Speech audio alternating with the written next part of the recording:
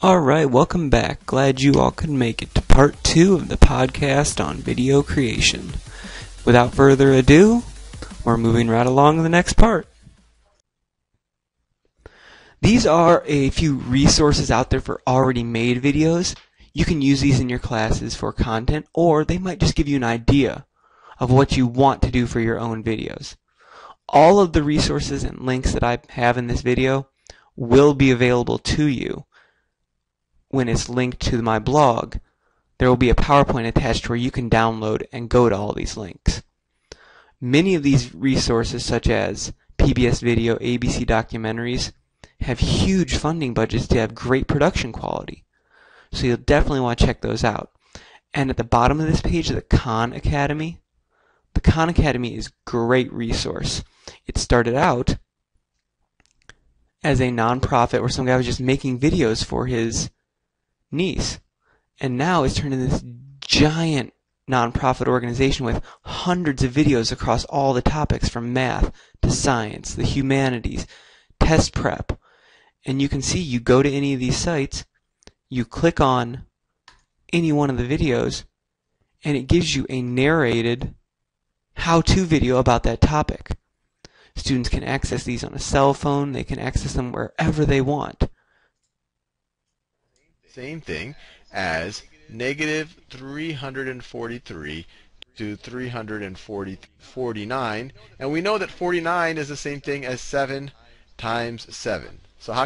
As a nonprofit, these videos are free to use, and you can link to them in Moodle, you can put them anywhere, and it can be a great tool for students.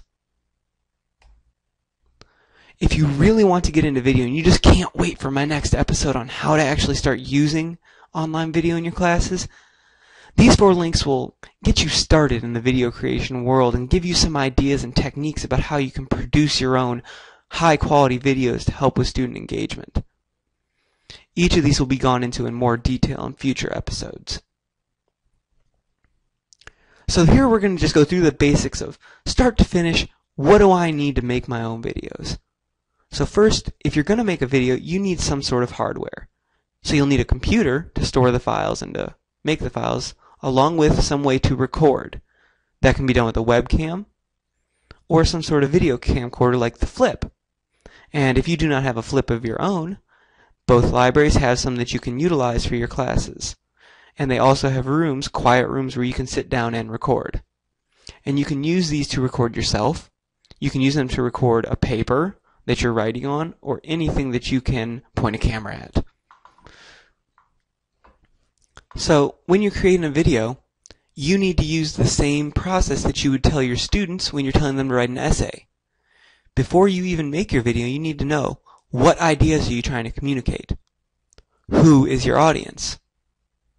Why are you doing the video? What response do you hope to achieve? Is it purely informational? Is it a kickoff to a project? And how will you do this? What techniques will be the most effective? Would it be most effective to have pictures and audio? Would it be most effective to record yourself?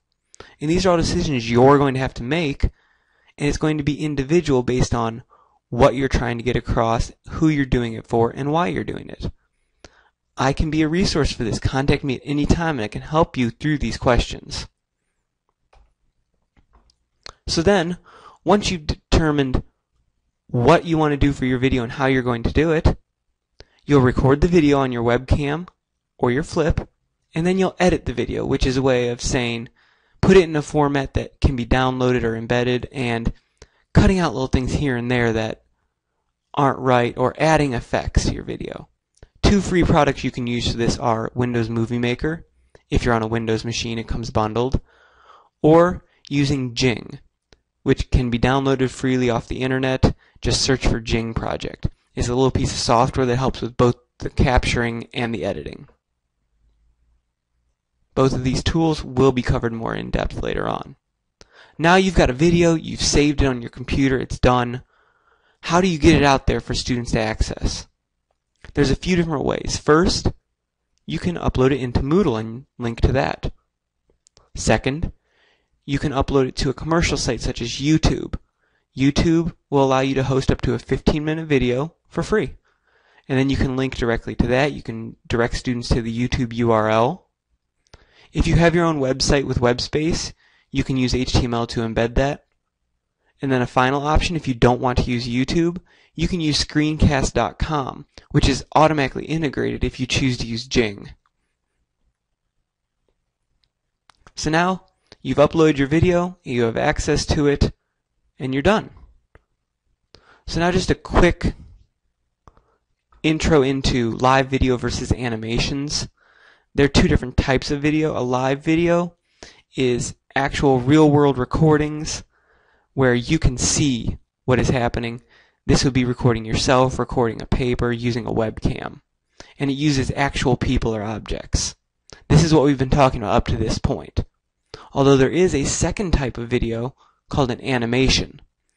Animations are using cartoon or computerized graphics in order to make a video.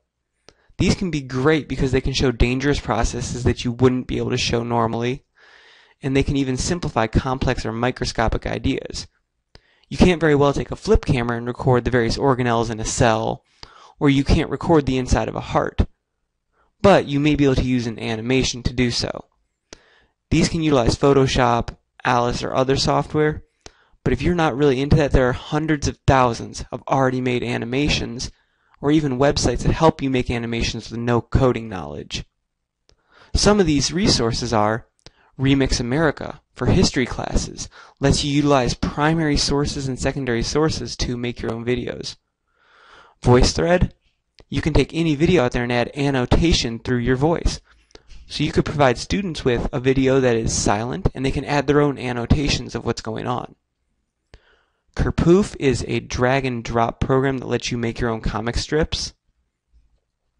Animoto allows you to take pictures and audio, and then it mixes them together to make a custom digital slideshow with a soundtrack. And then Voki lets you make your own talking avatar. And I'll go more into depth into a few of these tools later on in future episodes. And now the next couple slides are all just tons of different resources for animations and videos that you have available to you. And like I said, this PowerPoint is available to you on my blog. So there's hundreds of videos here that are ready-made for you if you don't wish to create custom videos. And these are just some of the resources that I used for this podcast. And this podcast I've just created is another type of digital video, where it's a PowerPoint with my narration. So, if you'd like to contact me, my email is jthomas@spcc.edu. My Skype name is EpicThomas. My phone number here in the office is 704-290-5860. And my blog, where you should all go and see it in its glorious, beauteous wonder, is http://manywhelps.wordpress.com. Also on the blog is where you'll find my PowerPoint from today, which will have all those links to the video resources in case you wish to utilize them. So remember, tell your friends, tell everyone here, access the blog, show them these great resources, and next week make sure you're keeping a lookout, tuning into my blog. I will have episode 3, which will start into how do we actually do this. Until then, if you need any help, you have any questions, feel free to contact me any of these 4 ways. Thank you, and have a great day.